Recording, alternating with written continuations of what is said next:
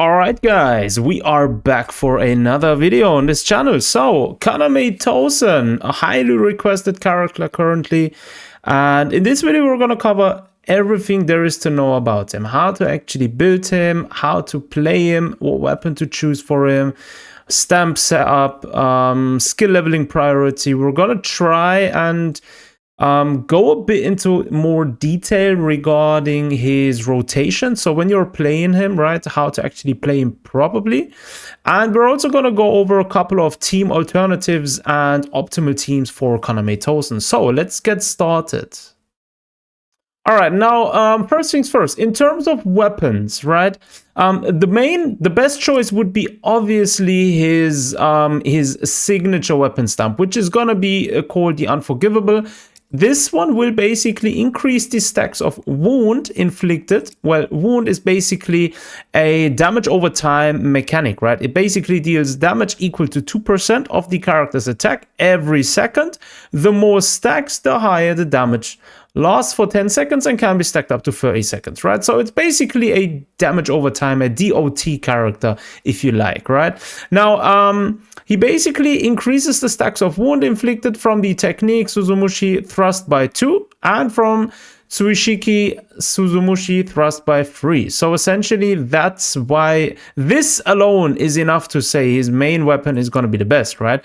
After releasing the ultimate button becomes active again. Tap it to release a follow-up attack, dealing damage equal to 2,400% of attack and instantly inflicting 6 stacks of wound on top of that, right? So overall, without debating, this is going to be the one you should be targeting for Kaname, right? Anything else will work, but this will maximize the output of Kaname's full potential. Now, if you don't have this, the other version will be the Piercing Thrust. This one will basically be applicable to every character. After dealing thrust damage, base attack increases by 15% for 12 seconds. This is unstackable though, unfortunately. However, this is going to be the best choice if you do not have his signature weapon stamp for Kaname Tosen. All right, now in terms of his skill leveling priority, this one, well, with Kaname, you gotta understand his kit as well, right? First things first, he's a tactical character. That means he brings a specific skill called battlefield skill to the field, which is this one here, right? Now, generally speaking, with especially tactical characters, the first thing you want to level up are the passives, right? Bring them to what your current cap is going to be, right? So at level 50, you're going to be able to level up this one to level 2, and both of these are unlockable, right? Once you've done that, right, you then focus on the battlefield skill. This one has the highest priority after the passives. After leveling the battlefield skill, you're going to focus on the ultimate and last but not least on the technique. Now, you can actually focus on the technique first if you like. It kind of depends on your playstyle as well, but generally speaking, the ultimate is going to be preferred, and then the technique, right? We're gonna jump over to the details of the skills after that. When we get into the gameplay, before we actually talk about how his rotations actually work, we're gonna cover the skill details again, right? All right, now in terms of his ascension progress, now this again is something that will come probably naturally if you draw more copies of him. If you are a whale, let's say for example you're spending money in this game, right, and you're aiming for higher dupes, then obviously the biggest impact is going to be the A6, right? This one basically, after releasing an ultimate, the next 2 releases of the battlefield skill, Flash Strike, will not consume any battlefield skill energy. Now this is huge because this allows you to basically do them back to back, right? This is going to make the most impact, however, is not necessary, right? Generally speaking, base form is actually enough. If you are planning on getting any further, let's say, dupes of this character intentionally, then actually going to the Ascension 2 is going to be a good stopping point, because this basically increases the wound damage from the battlefield skill. We already covered what wound damage is. It's going to increase the wound damage by of the battlefield skill Flash Strike by 100%, essentially boosting his damage incredibly. Plus the A1 is obviously part of that as well. When the battlefield skill Flash Strike hits enemies with more than 10 stacks of wound, 10 stacks of wound will remain after the skill end, because usually they will leave and then you gotta inflict them again. All right, now stamps. In terms of his in terms of his core stamp, obviously the best choice is going to be the Way of Justice. This is going to be his exclusive stamp. Essentially increases ultimate damage by 30%, which is huge. And also when the ultimate is released, all enemies within the domain immediately receive 10% more thrust damage.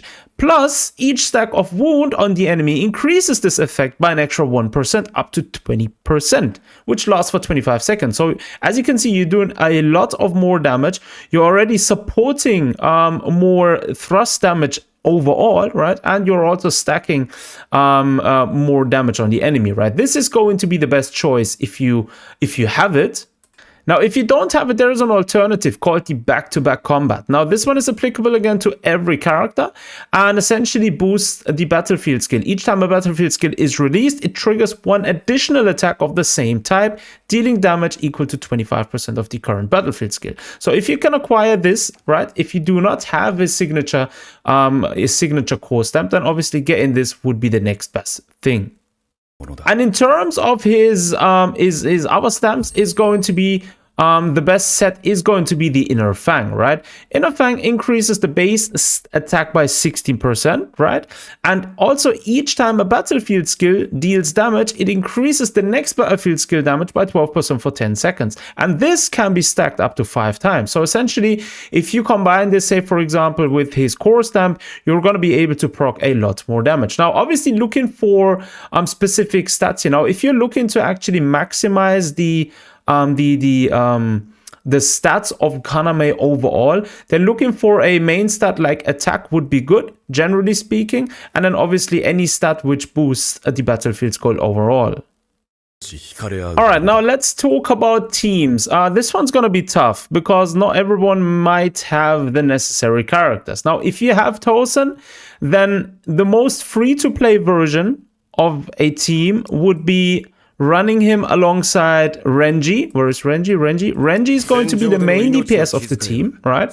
And the support of the team, since we do not have a dedicated thrust character who's support, there is the best option currently available is going to be Orihime, right? Now, Orihime is going to do a fantastic job as a support. If we're taking a look at these skills, her ultimate is able to restore teammates' HP.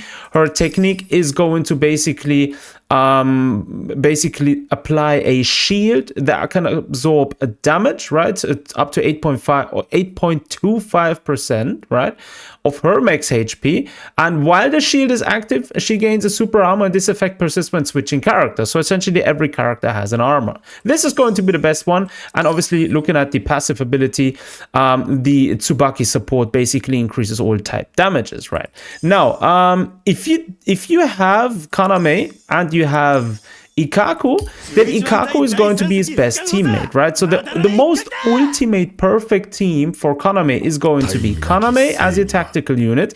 Ikaku is going to be a main DPS of the team, and the support character is going to be the SSR Kisuke. Now, if you do not have Kisuke, like in my case, then running Orihime is going to be your best option and is definitely going to do fine. I'm currently sitting in Frenzy Feast on the higher stages, and we're doing all right with Orihime. Now, it can get tough at some situations, but definitely aiming to get Kisuke should be something that you may want to achieve, right? Especially if you want to maximize Kaname Tosen. Now, I do think there is going to come a thrust support character in future as well, which is going to support teams with Kaname and Ikaku, for example. So we'll see about that. But as of now, again, Orihime is going to be the best option. Somebody like Yachiro isn't going to work optimally because her skills actually boosts mainly slash attack damage. Yes, she does have a boost for attack percentage. However, yeah, that one's not going to provide too much in terms of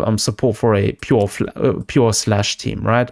And Renji in itself is counted as a DPS unit. Now, if you're wondering whether it's a good idea to run Uryu Ishida on the side of that team, I mean, you could, but it's somewhat of a miss because you're missing a valuable support and you're running 2 tactical units. You're not going to be making any use of Urio's tactical support skill unless you choose his over Kaname, which I do not recommend, right?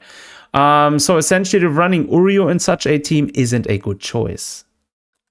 All right, now before we jump into a game, let's actually quickly fly over Kaname Tosen to understand his kit. Now, in this certain match we're going to jump into right now, we're running Kaname, Ikako is the main DPS, and obviously Orihime, right? Now, first things first, understanding his passive, right? His passive is basically the wound, which basically all of Tosen's attacks are able to inflict this sort of status condition, you may want to call it, right? Each stack of wounds deals a specific amount of damage to the caster's equal to percentage XY, right? So in this case, 2% of the caster's attack every second for 10 seconds, which can be stacked up to 30 times. Once you release your battlefield skill, right, it immediately triggers every single wound stack and clears them. So essentially the enemy will take a lot of damage, but after that will not have any stacks of wound left on him, right? Now, wound is a universal character mechanic. The wound stacks from different characters can add together. So if there is other characters who also inflict wound, then this will add up to the wounds of Kaname Tosen. Now, if we're checking the passive boosts, essentially boosts the damage numbers. We're not going to go over these. These aren't really important, but it's important to understand his passive ability. His battlefield skills, Suzumushi Nishiki, is essentially basically Tosen appears on the field, right? He performs a so-called co-strike within the same effect as the 4th strike of his basic attack, and gaining 25 battlefield skill energy, right? This skill can only be triggered once every 3 seconds, and while it's active, you cannot switch out Tosen, right? And you cannot trigger this battlefield skill again while at maximum battlefield skill energy. This needs to be understood before actually playing him. He does have another one, which is called Flash Strike, and this one will require the maximum battlefield skill energy, right? Which basically makes Tosen teleport to the enemy at high speed, and he will basically deal like a X sort of slash animation sort of thing, which deals damage equal to 180% up to next of 159% would be if I level it up of attack, and inflicts 2 stacks of wound on top of every other stack which is going to be inflicted, obviously due to his attacks, right? Now, the thing with this is, after a brief delay, he will basically, along his teleport path, deal damage equal to 270% of attack to the enemies in the path. So it's not only a single target attack, it's somewhat of an AoE, let's say small area sort of attack if there are any enemies around that, right? And he will also instantly trigger any wound stacks on them. So if any enemy has any wound stacks, like let's say it's 20 wound stacks on the enemy, he will obviously trigger all of them, and the enemy will take the damage of every single stack of wound immediately, right? If the enemies are within Tosen's ultimate realm, triggering wound won't clear the wound stacks, right? This is important. If the enemy has 30 stacks of wound, for example, and you trigger your ultimate and then release the battlefield skill, right? Then the wounds won't disappear. The opponent still will take the entire damage, but the wound stacks won't sort of go away, right? So this is important to understand. If we're going to check up his ultimate real quick, he basically is his Bankai, right? He generates 9 rings from Suzumushi, and the realm pulls every enemy within to the center, dealing damage equal to 1350% of attack, and it also inflicts 5 stacks of wounds, right? It will last for 10 seconds, and again, if you release your battlefield skill energy, and refreshes the technique cooldowns, right? So that's going to be important as well. And last but not least, his technique itself. He basically has an after image which steps diagonally backward, gathering enemies, right? They sort of pull them together, right? They then dash at the target simultaneously and launch them into the air, dealing damage equal to 186% of attack, and it also inflicts another 2 stacks of wounds. So as you can see, the wound stacks will accumulate overall. Now, Kaname Tosen also has a follow-up mechanic, right? After he releases his technique, right, when he's in a Bankai state, he will then do another attack, essentially, right? We're going to see that all in a second, but in order to understand his gameplay, so the ideal rotation, right, is going to be, if you're starting up, you may want to ideally start up with Kaname Tosen, release his technique first, right? Charge up his battlefield skill. You may want to stay on the field for one rotation of his basic attacks, then switch out to the support, whoever the support is. Now, if you're running Kisuke, you may even want to start with Kisuke first. If you're running with Orihime, you want to switch to Orihime. Utilize her technique, right? And this one here, the Senten Keshun. So in order to basically bring up the shield, and after you use that, you want to then switch over to Ikkaku. And with Ikkaku, obviously the main focus, or the Ikkaku's main kit, revolves actually about the usage of his basic attacks, right? But we're not going to fly over Ikkaku. The main objective of this video is obviously Kaname Tosen. So let's actually jump into a match, a fight, and let's actually try and showcase this. So we're running this team. Let's go. Alright, now keep in mind, I'm not gonna lie, the AI in this game is actually very good, right? Like, they did an awesome job of actually making sure the AI watches how a character actually is supposed to play, right? Now, this was actually pretty bad right there. But yeah, we did inflict wound, we managed to release our technique, and now Orihime is onto the field. The problem with Orihime, sometimes she will then start using basic attacks, which we don't really want. So we went back to Kaname, again released his technique, and now we want to focus on charging up his battlefield skill. As you can see, battlefield skill released, and Kaname Tosen is on the field again, and then we want to make him leave, right? He's somewhat of a burst sort of DPS character, sort of, right? He just comes in very quickly, does his thing, and then moves over again, right? Lets the main DPS do the main damage, right? And that's essentially how you want to play him. You want to bring him to the field, charge up, make him go away again, and that's it. That's like a back and forth sort of rotation with Kaname. Once you have enough energy ready to release his ultimate, you're then going to release your ultimate. And once you release your ultimate, it's then time... Oh, okay, we beat him already. That was easy.